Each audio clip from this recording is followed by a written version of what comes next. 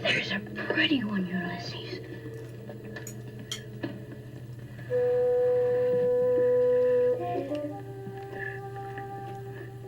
There it is. Well, hello BookTube, I'm Sean the Book Maniac. Welcome back to my channel. Here I am with another Friday Reads. Outside, it's cloudy, a little bit of a cool breeze. It's only 12 degrees. I probably should have worn something over my blouse, but actually no, it's perfect weather for me. And it's just chilly enough that there's nobody here at 8 o'clock in the morning. Maybe 8:30 in the morning. This park would probably be full of screaming children by now. But I definitely decided to come to the closest park to my house. This one is about a 2.5-3 minute walk. Even though it's the least aesthetically pleasing, I did manage to get what little greenery there is gathered in the background, but it's a pretty ugly little park. Why don't I show you? Tokyo parks are little neighborhood Tokyo parks are just like a dirt or gravel surface, no grass, and usually old. The benches that were here, this is not very interesting, but the benches that were here were like falling apart. They were so old and they finally replaced the benches. So it's gentrification, people.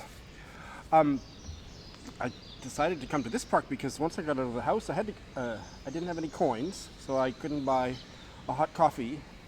I couldn't buy a can of hot coffee from the vending machine. Not because they don't take bills, but I once lost a $10 bill in the machine, and there's no recourse. Or with my level of Japanese, there was no recourse. So I've never ever used a bill since. So I had to go to the 7-Eleven to get a can of hot coffee. And as I was entering the store, I thought, oh my God, for the first time in over a year, I forgot to wear a mask. And I stopped and I searched my bag, and the only mask in my bag was one with a broken string.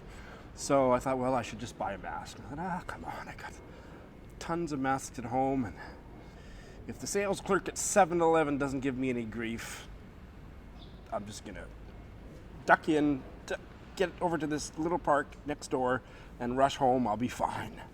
But I feel like I'm committing a criminal act being out without a mask. The first 3 months of the pandemic, I would always get like a block from home. Have to come back and pick up a mask. But it finally got ingrained, and then today, not so much. Anyway, I'm going to give all you lovely people a bit of a break today because my Friday Reads report will be much briefer than the last several that have all clocked in at about 30 minutes because I didn't finish anything. So I have one bail to tell you and a bunch of things that I've started, and I'm not going to start anything new because I did finally peek at the number of current books that I'm reading, and it's excessive even by Sean the Book Maniac standards. So let's get started. I have one bail to tell you about, and this one was unfortunate, but what can you do? I bailed on this Australian novel, Farewell My Orange by Iwaki, Cade, translated from the Japanese by Meredith McKinney. And no, I didn't like it. This was a novel about two second language learners and immigrants to Australia. One of the main characters is Japanese. The entire novel was obviously written in Japanese and then translated into English, but I had such a problem with the language. The other one was Nigerian, and that surprised me too because I thought, that's how little I know about Nigeria, but I was under the impression that Nigerians all were quite fluent in English, but be that as it may, that's not my issue. My issue was, it was told in the voice of two main characters. First person in the form of letters to her English language teacher back in Japan. And once I realized that these letters were meant to have been written in English. Like I say, I'm aware that it was written in Japanese and translated into English, but she was writing to her English teacher back in Japan. For the longest time, I thought she might have been writing to a different teacher, and the Japanese use the word teacher, sensei, for a lot of other people that they respect, not necessarily a teacher. But once I realized, she was writing letters back to her English ESL teacher, basically, EFL teacher in Japan about her adventures in Australia. Her name is Sayuri, and Salima is the Nigerian woman, single mother, and she can barely speak a word of English, gets a job at the local butcher department of the local supermarket, and she can barely say anything in English.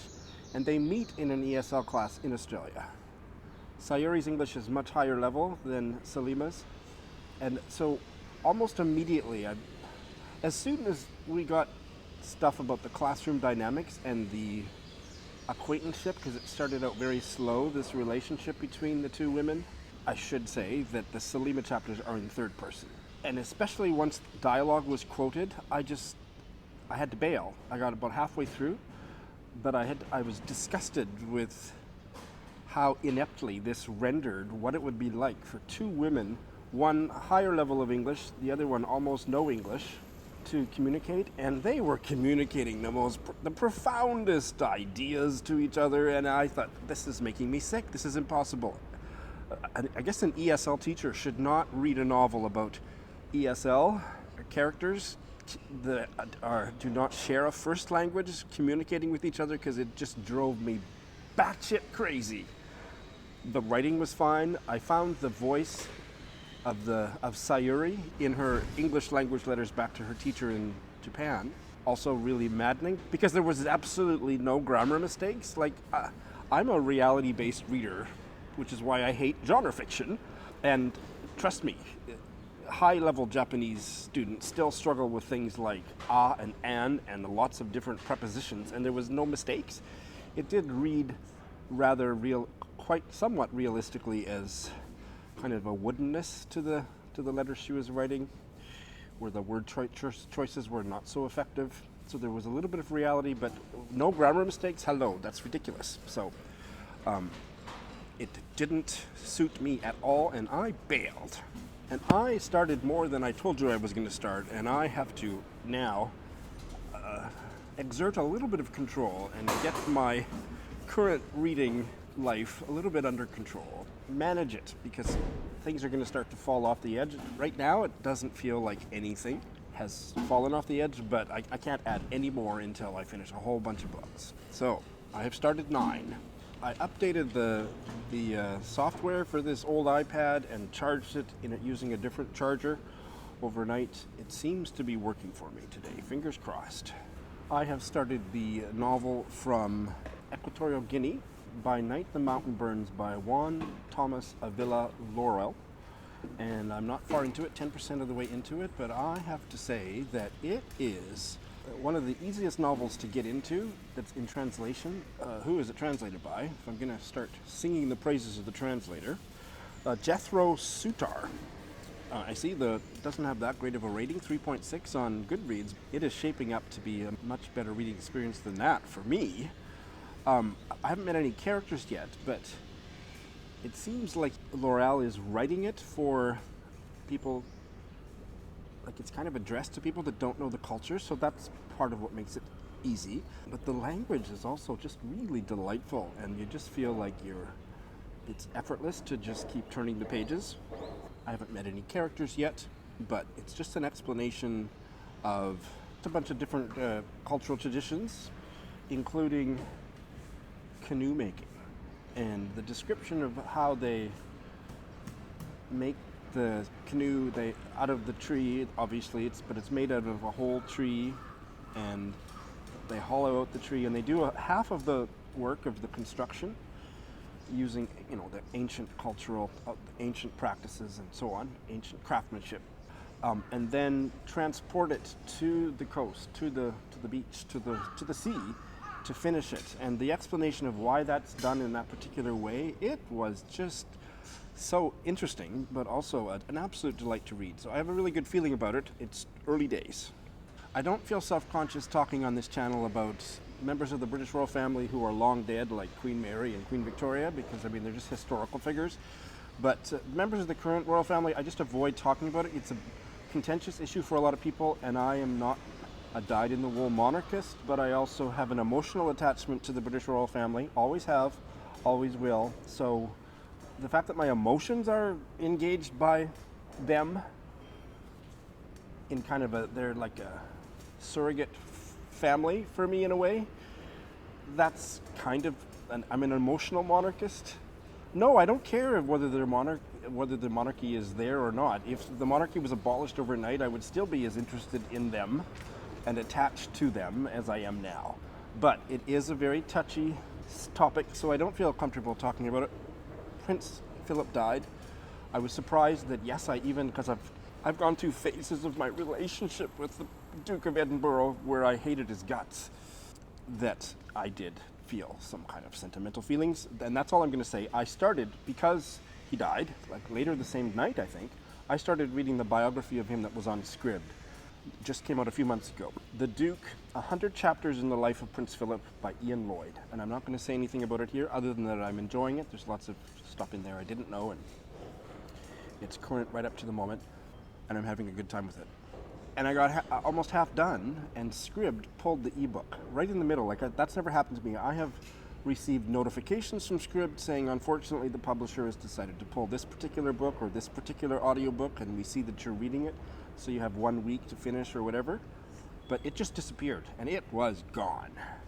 And then my friend Leah, she tried to order the hard copy book from Book Depository. She did order it, and then after she ordered it, it was marked out of stock. So I think there's something weird going on. Maybe the publisher wants to reissue it with an afterword or something about the funeral. I don't know. But anyway, so I got an e-copy through Apple Books, and I'm still reading it. But that's probably the book I've been reading the most of all week, which is why I didn't finish anything. I thought I would finish it, but no, I don't want to rush it. And I realized I didn't bring the book, so here's the GIF. My buddy read with Britta Bowler is underway. The collection of short fiction by Toni, Cade, Bambara, Gorilla My Love. And the first story was absolutely wonderful. Britta and I both loved it.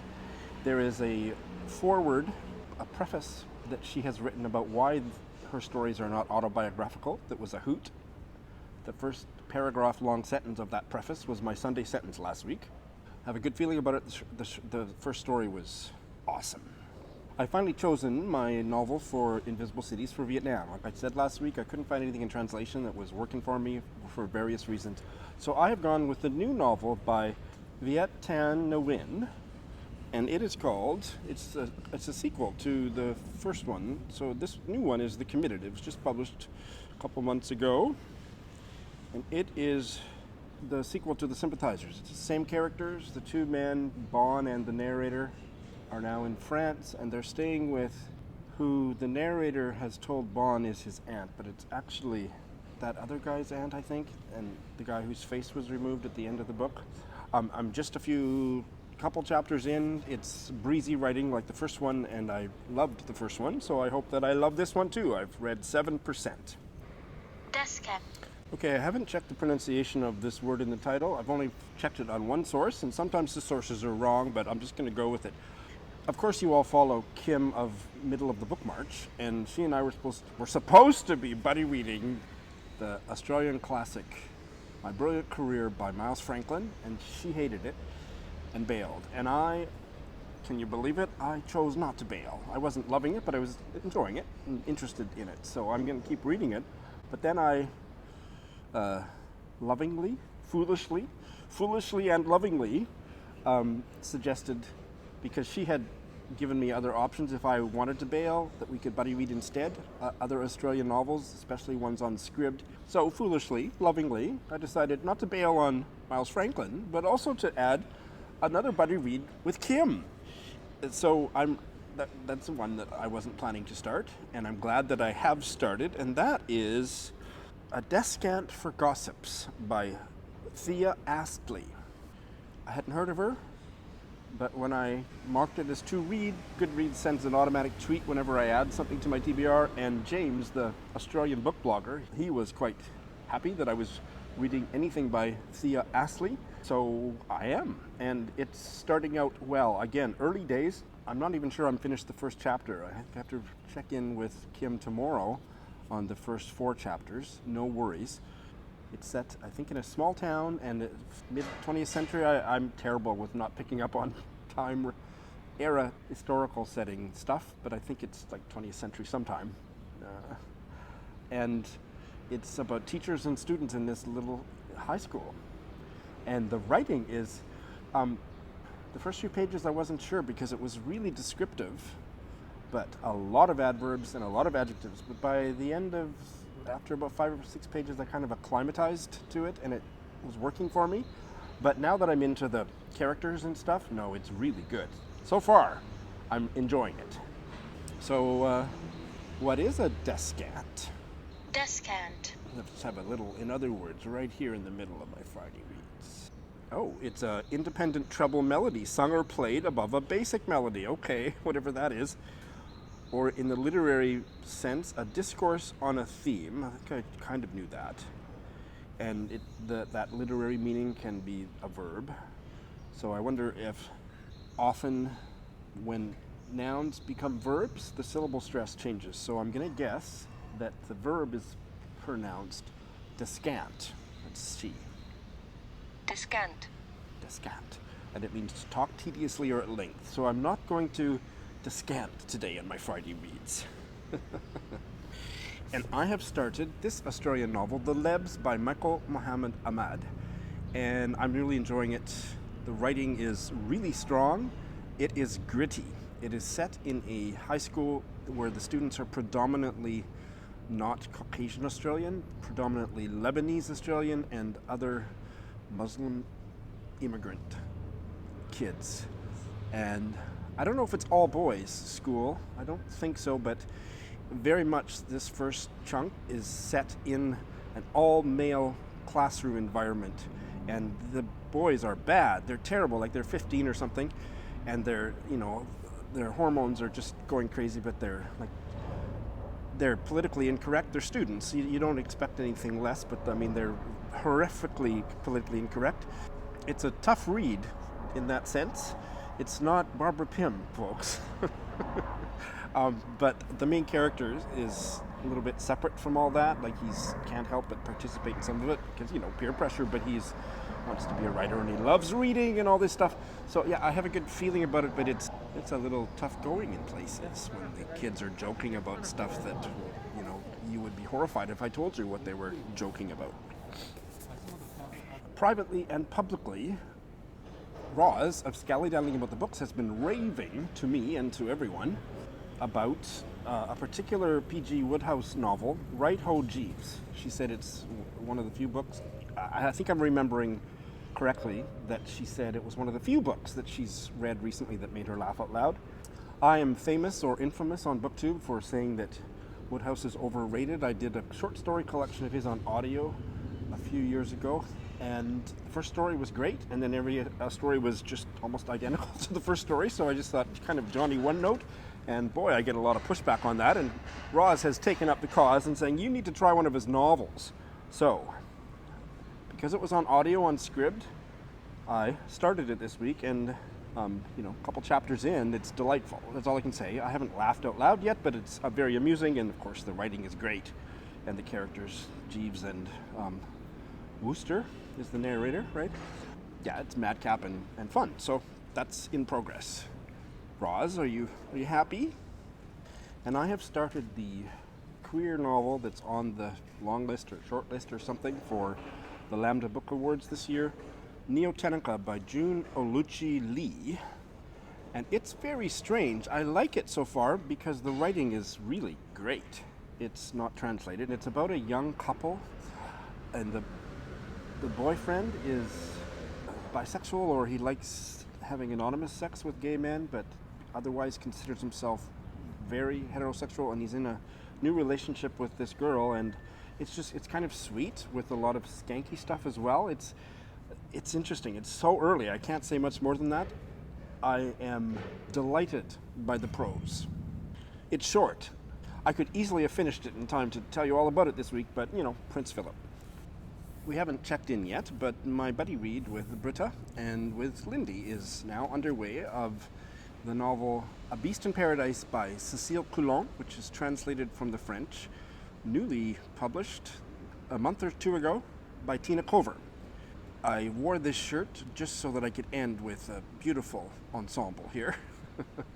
I've read a couple, maybe just one chapter, 14 pages, 2 short chapters, and it's set on a French farm, and the characters seem invitingly odd. It opens where I don't know if she's the main character. I'm going to take a wild guess that she is still on the family farm, and it seems like she's alone there. Blanche, and she's 80. And then the next chapter is when she loses her virginity. Oh, I don't know if she loses her virginity, but she has sex with Alexander for the first time. I don't know if it's her first time. I'll keep you posted.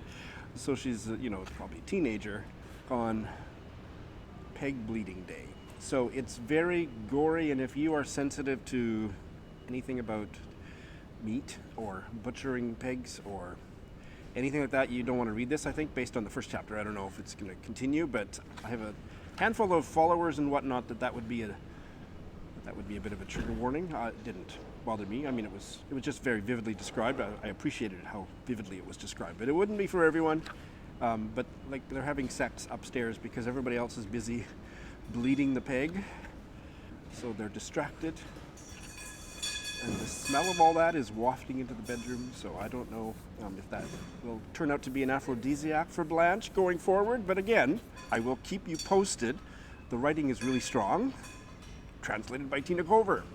Early impression, fantastic. So that's what I have started, and I do not plan to start anything else. Good Lord. If all I had to read was what I've just shown you that I started in the previous week, that would be more than enough to keep sane readers busy, but I have many more than that have been in progress for quite some time. I hope to finish a whole bunch more for next Friday, and in the meantime, happy reading, one and all.